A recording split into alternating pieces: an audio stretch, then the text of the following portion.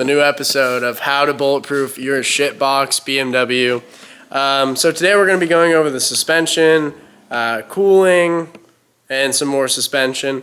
We already did a little bit of it. We did his pretty much every pulley and tensioner on his belt system pretty much. So I'll put some clips of that in there, but we already did that kind of on the side.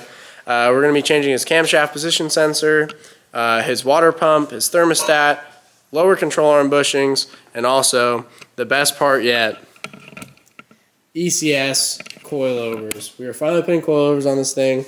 I've been trying to get him to do this for a while, and he finally went and bought it, saved up for him. How are we feeling about the parts, Jonas? I'm excited. Oh, he's hella hyped. Hella hyped. But yeah, we're going to lower it just a little bit. Nothing too crazy. Nothing like my E90. We're just going to kind of lower it, get a lower center of gravity, make the car feel better when he's kind of like ripping down some back roads. But yeah, the car's going to look better, feel better, and ride better after this video. I would highly recommend stuff like this. You don't always have to get ECS. ECS, BC, Silvers, they're all usually like the higher end kind of stuff. Even these are kind of budget, higher end coilovers. If you don't have the money or if it's not in your budget, you can always go with Megan's, Rev 9s, Max Speeding rods. They're all pretty solid brands. Just make sure that they're adjustable, or else there's not really a huge point in buying them.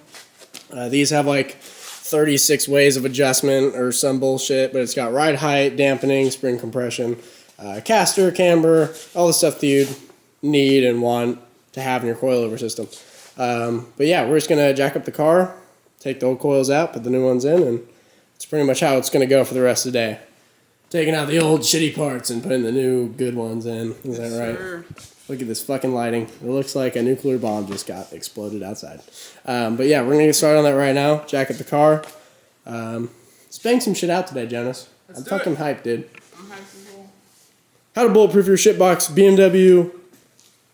Let's fucking go.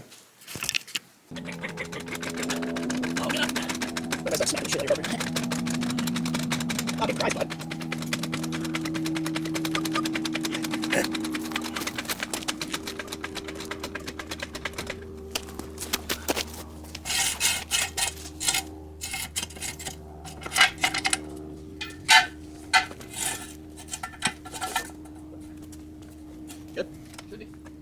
What do I see, bud?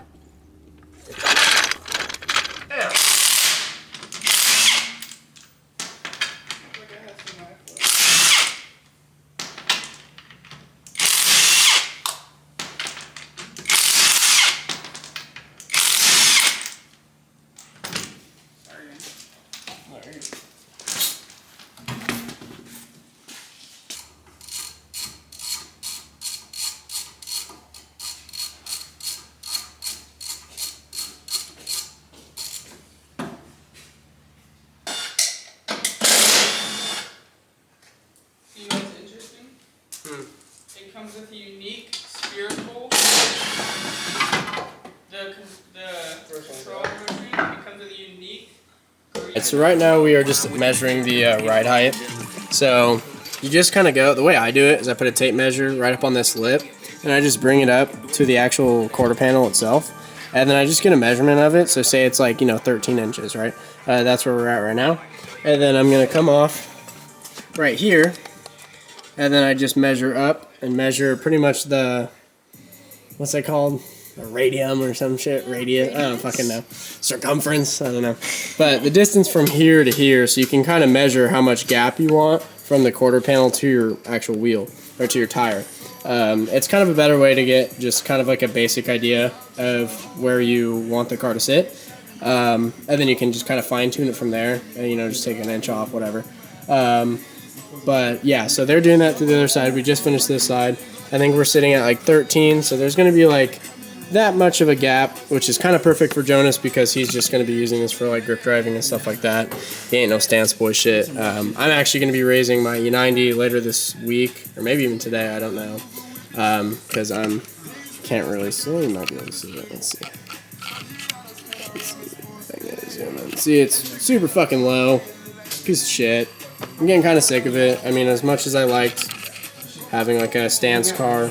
It's just not really worth it. So yeah, it mainly just goes down to preference. But there isn't specification that you should be in to at least have a good feeling car. But also tune it to how you would like to do it. Jonas wants to be all the way fucking stiff because this dude's a straight fucking peanut, bro. Straight goop.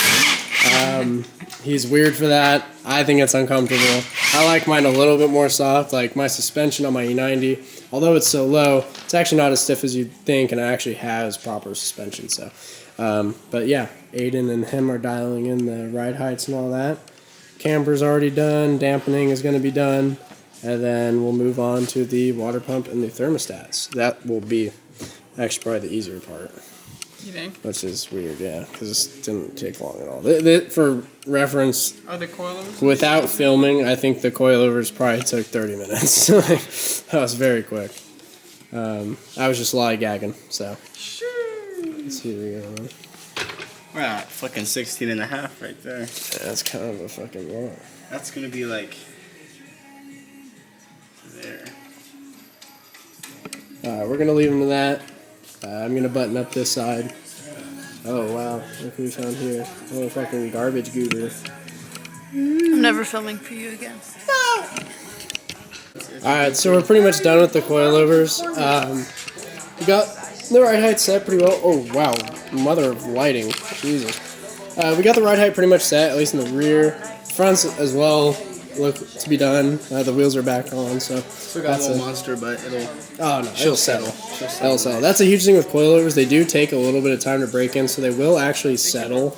Like once you go on the ground and drive it for a little bit.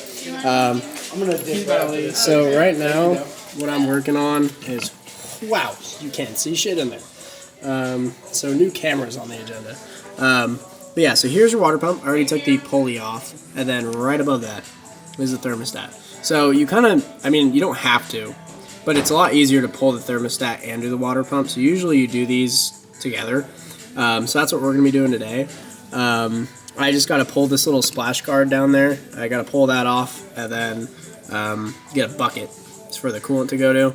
The only one that should really leak that much, because this one, I mean, there might be a little bit of coolant in there because the car's still a little bit warm, but usually that shouldn't have all too much because at that point it should be settling down to the expansion tank. This line right here will probably have a bit of coolant in it, but it's also faced upward, so you know we can see what we can get away with. But yeah, I'm gonna start tearing these apart. All you have to do is just loosen those nuts, and then it pretty much just comes out. So BMW actually made it to where if this doesn't come out evenly, the propeller will snap inside there and it'll fuck up your block. So whenever you take this out, I don't know if you can really see it, but right below that nut is going to be, here, let's see if I can zoom in on it. Right below, yeah, that top nut, you can see that hole. That hole's actually got some threads in it. So basically you just put 2 bolts in there and in there, and then you just kind of just go evenly, and it'll kind of push out the water pump. That kind of actually does help, because if it's seized or anything like that, it'll actually come out evenly and you won't have a propeller stuck in your block, and I don't think Jonas wants a propeller stuck in his block. I don't. Yeah, so we're going to make sure that comes out even, pull out the fluids, and it should be all good. Down. Jonas doing work underneath the car. Down. I'm gonna play like the Boondocks song for Uncle Ruckus. Down. Wow. Boys, damn, Jonas, you look good as fuck right now, bro. You showing a little bit of panty for the viewers. Look what? Ooh, look at them hands. What the fuck? Dirty ass, gross ass hands.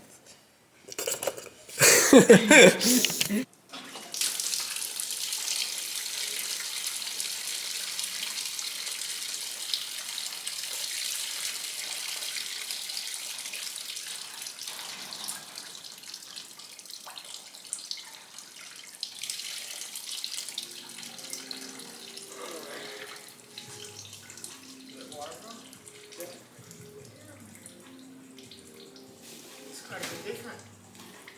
Yeah.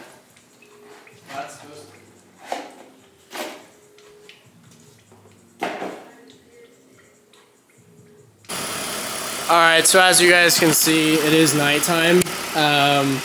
So a couple hours skipped by. When I was putting on the thermostat and the water pump and everything, I got it all done. It wasn't too bad. The thermostat was a little bit annoying because it had like this dual plate kind of thing, so you had to layer it with RGB, do a whole bunch of bullshit pretty much.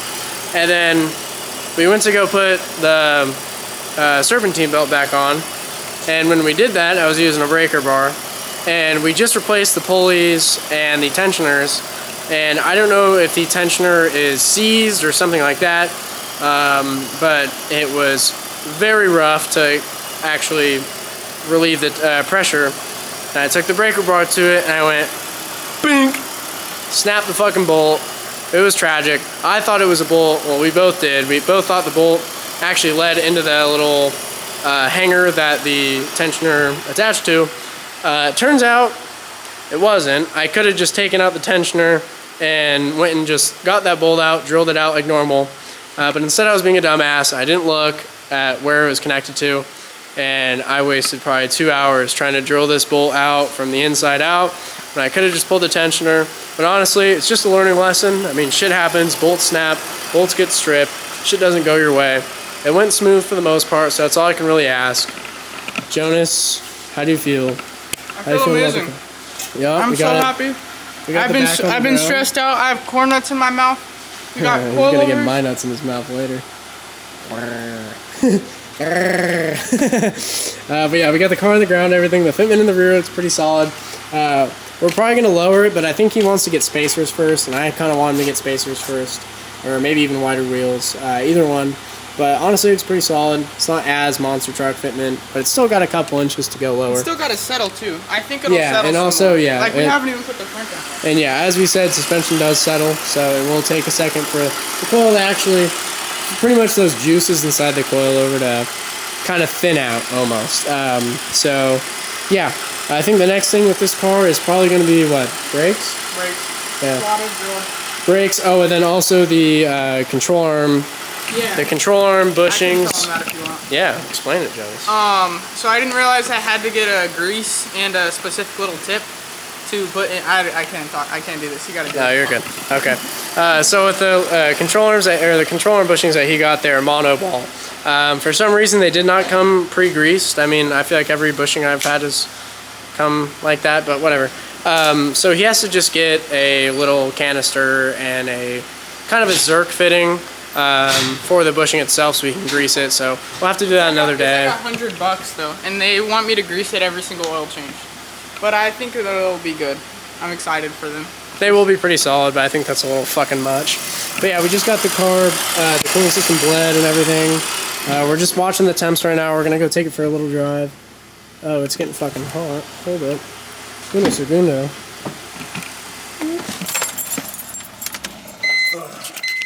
Alright, we figured out why the car was getting a little hot. I just didn't bleed it right. I'm used to my E46 when you go and you just milk it and milk those lines. This one, what you do is you just put the... oh, fuck. It's a fucking moth. Fuck you. Anyways, so you literally just put the heater on full blast on the lowest fan setting. So you put it at like 91 degrees or whatever. And then, yeah, fan on the lowest setting. And then just, yeah, let it sit there, pump it through, just keep filling it up. And then there's a little bleeder screw. Undo that screw completely. And then once the coolant comes up and overflows over that little hole, and it's pretty much all bled, and just let it kind of sit for a couple minutes. Like, let it run with the cap off, and then just make sure the coolant's all good. Try not to overfill it. I overfilled it a little bit and started pissing out the top. But, yeah, other than that, today beat the fucking piss out of me. It's nice to be back. It was kind of hard to film. I need to get back in a little rhythm of it, but we're going to be trying to come back and coming back consistent. I have a camera woman now, so that's great. Oh, God. So that's great. We'll make it a little bit easier when I'm filming. And, yeah, but that's going to be pretty much it today. Yeah, we pretty much accomplished everything. The only other thing we have to really do is just the control arm bushings. What else, Jonas? What about the valve cover gasket? And that valve cover gasket? But mine's fine. Like, it's not something you need to do. Yeah, that is true.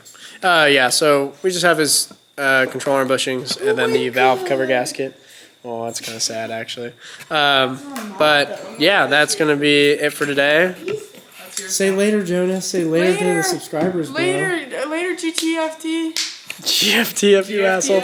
Brand switch is coming in. That's not even my brand. That's actually my older brother's brand. So I'm going to make something my own. I'm making all of this my own. It always kind of was. I was always kind of doing this shit by myself. But Kenzie says later. Deuces, guys. You have a good one. Hope you guys enjoyed. Bye. Deuces.